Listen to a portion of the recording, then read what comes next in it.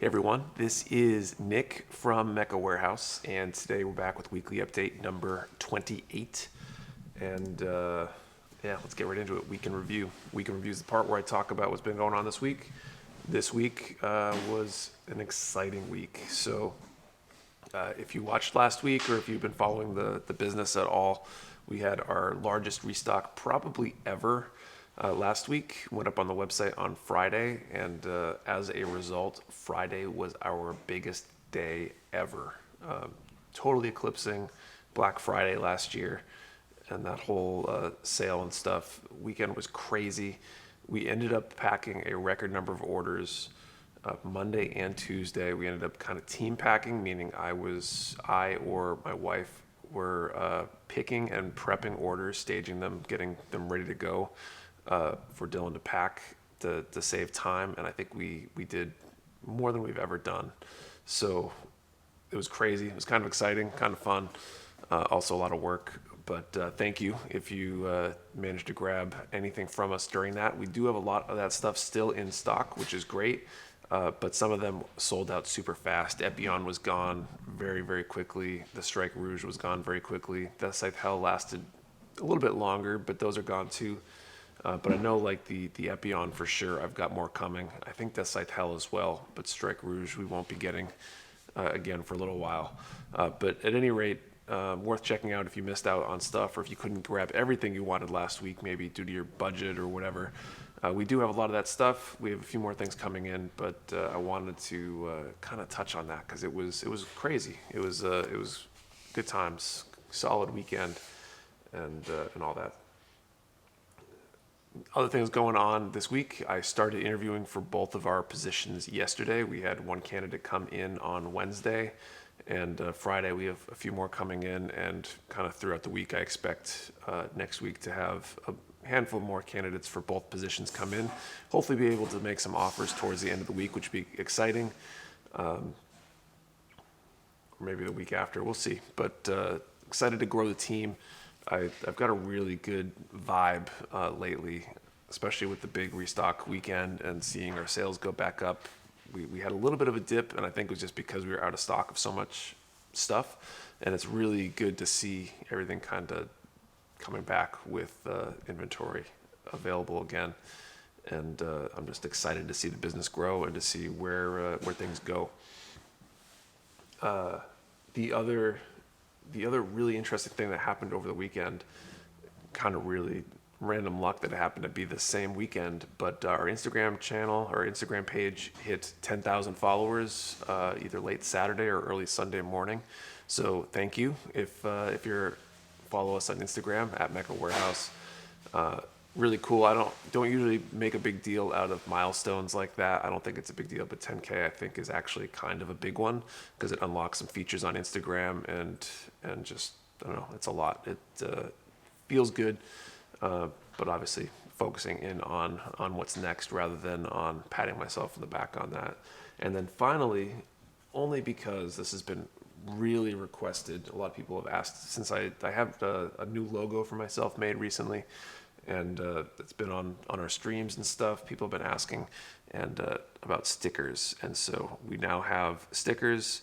I won't be selling these ones. I don't feel like that's right to sell my likeness, I guess. I don't think it's worth any money in that regard, but we will be packing them in orders starting pretty much when you see this. Orders Friday and on, we will start throwing these stickers in until we run out. So most likely about a month, give or take. So if you want one, now's a good time to place that order if you want one. Okay, next up, let's talk about pre-orders because I have a new pre-order this week, and that is the G-Frame Volume 14. If you're not familiar with the G-Frame, it's another Shokugan item, and they're basically little 3 or so inch figure-ish kit kind of things, and there are 4 in this set. I believe it's the Blue Destiny Unit 1, the Ifrit, the GM Command Space, and I think the Blitz Gundam are the 4 that are in this set. And so if you want any of those, send me a DM. I can get you some more details on it. And I'm hopefully going to figure out doing pre-orders on the website soon. That's on my list to figure out. But we do have those now. And our next set of pre-orders, we probably won't be putting up, at least the big stuff, the gunpla stuff, for, I don't know, maybe a month or two, depending on how long it takes to get word back on how many we're getting. All right. Restocks. Let's move on to restocks. So I'm hoping to get some stuff later today that I will try to cram through to have available for restock. That would be like the Sazabi, the real grade Sazabi and real grade full armor unicorn. And I think there's a few other kits in that batch as well that will hopefully arrive today. They were delayed, but what we did get in for sure and will definitely be up is these heavy metal Elgaim, I think that's how it's pronounced. Elgaim kits. It's another anime. I know nothing about it other than that the designs look pretty cool. There's 3 new high grades they came out with: the Elgaim, the Atoll, and the Og.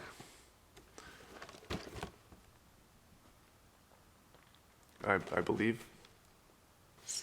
Og. I don't know, it's spelled Og in English, so that's what I'm gonna go with. And then they apparently, my understanding is they came up with a set of 4. These look like they're no grade 1/144th scale kits. And I think they're basically a reprint and repackage of an older design. I'm not sure, but they're from the same series. So we got that stuff in.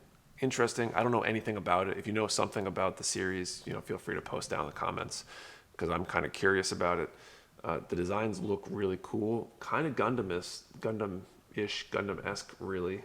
Some of the colors, some of the designs are very familiar looking for the most part, but they also have a little bit of a different twist. So if you're into robots you don't know about, or if you're into that series, they might be worth checking out. Anyway, let's move on to Q&A and keep things rolling. So we got a bunch of questions this week.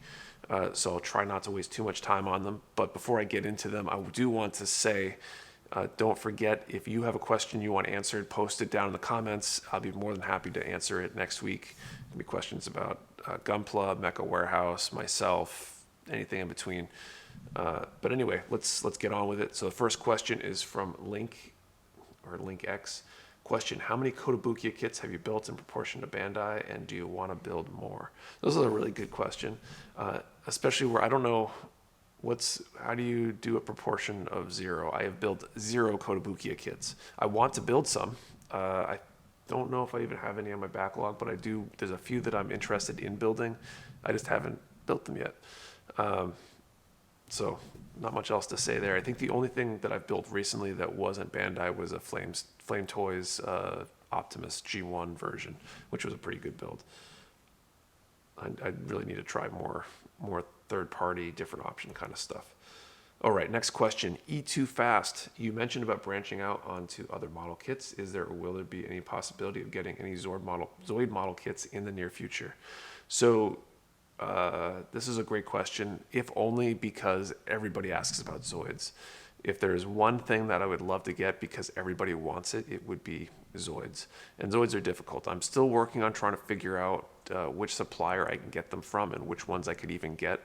The issue is that licensing in the US for Zoids is relatively challenging. There's a copyright licensing requirement, restriction, something along those lines that makes it so a lot of companies cannot import them, or certain ones that can't be imported. Obviously, some people do anyway.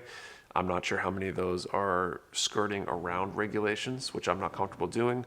I'm also not sure how many of those are actually allowed. So I'm still looking through that, but it is something I've been kind of working on. I do plan on ordering more Kotobukiya. Kotobukiya does make some Zoids, so if I can find some Kotobukiya Zoids, I will get them, and I'll continue looking at other options as well as I go. Okay, Son of War. Question: what was your fastest selling kit you had sell out, and how fast did it sell out? Because I was hoping the new Gundam Verka will still be in stock when I'm able to buy it. Sorry if this has been already asked. At least I was able to get 3 kits. Also, thanks for everything. No problem, Son of War. So This is a tricky question because there's not a lot of equivalency. The fastest kits I've had sell out were ones that I had only one come in early on because I'd put it up on the website and that one kit would sell. So just using this last restock for reference, most recently was the Epion. We've got a good number, not as many as I'd like, but multiple cases of Epion, and those were gone probably in like the first hour, maybe. Strike Rouge lasted a little bit longer, but those sold out pretty quick too, and Decide Hell sold out somewhere in the middle of the weekend, I think. So those three sold out the fastest, and like I said earlier in the video, Epion and Decide Hell, I believe I'm getting restocks on an additional set at some point. Okay, moving on. Teen Hamodic. I noticed that the website doesn't really have an account where I can see my past orders. Any plans for that? Also, are there any plans for a private warehouse where you can buy and then ship it at one time at a later date? Those are good questions. I get these questions a lot too, so this is a good time to touch back on that. So accounts, at some point I do plan on doing accounts, or at least I'm considering doing accounts. The primary driver for not has been not wanting to store things like credit card information. I think I can do an account without storing that stuff, but I need to look into it.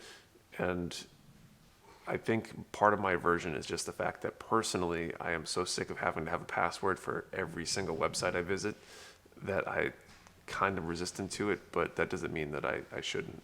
As for a private warehouse, I've considered it. The problem is I don't have a ton of space. And so a private warehouse option basically just costs me money with no real benefit to the business here. And in terms of I can't fit more stuff in, it's going to cause me to need to move to a larger space sooner.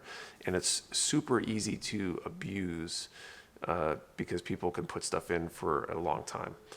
I have an idea for how I might implement it that would work. I don't want to share details on that quite yet. And I'm not sure I'm ready to do it in the near future, but I do have some thoughts on an option for that. Yeah, so we'll see what happens. I don't see it happening in the short term, though. It'll be a longer term thing. But it's more logistics. It's more cost in terms of space that I can't fit other kits' new inventory into. Really like to get stuff out the door. Okay, next one. Victor Moreno asks, I have a question. What even is a savory? So I think the textbook definition of a savory is a somewhat clumsy human being that likes food, and yeah, I don't know. I think that's basically it. That's how I would sum up every savory I know is that combination. The clumsiness can be overcome with effort, and so can the love for food, I guess. All right, moving on. No, that's it. So that's it. That's all we got for questions this week. So I think that's basically all for this video. So thank you for watching, and we'll catch you next time. Later.